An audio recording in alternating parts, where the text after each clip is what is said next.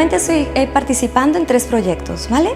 Uno de los proyectos es el proyecto con mujeres que se están preparando para la vida laboral.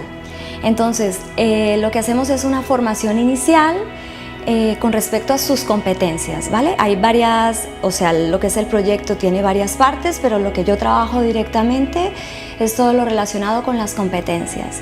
Que cuando salgan a la vida laboral estén preparadas para enfrentarse a todo lo que conlleva el trabajo, más que técnico, por decir así, todo lo que es la parte personal, ¿no? De comunicación, de escucha, de seguridad, de responsabilidad.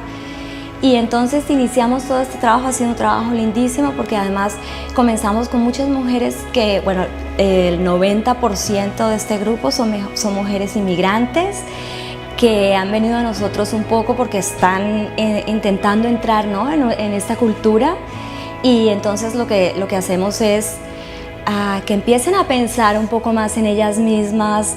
La mayoría son mujeres que vienen de Marruecos, que vienen con toda su cultura encima, ¿no? Y entonces la inmersión aquí con nosotros para ellas es más complicado aún, ¿no?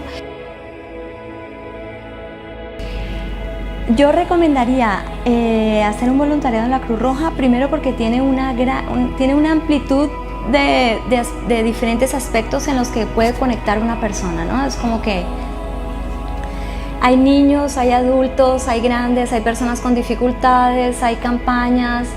Nos da la oportunidad de poder trabajar como voluntarios desde conectar con lo que podemos dar, ¿no? Es como que, bueno, quiero hacer un voluntariado y te toca hacer esto porque es lo único que hay y has venido aquí como voluntaria, entonces hazlo.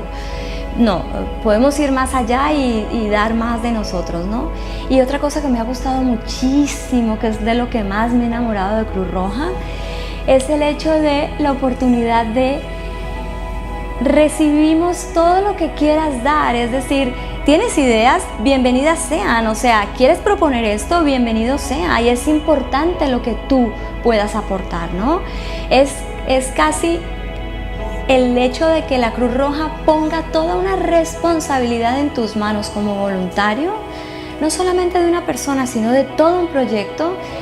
Me ha parecido fantástico, o sea, se lo recomendaría a cualquier persona, sobre todo porque es darte el reconocimiento de tu trabajo como voluntario sin que salgas en ningún listado, es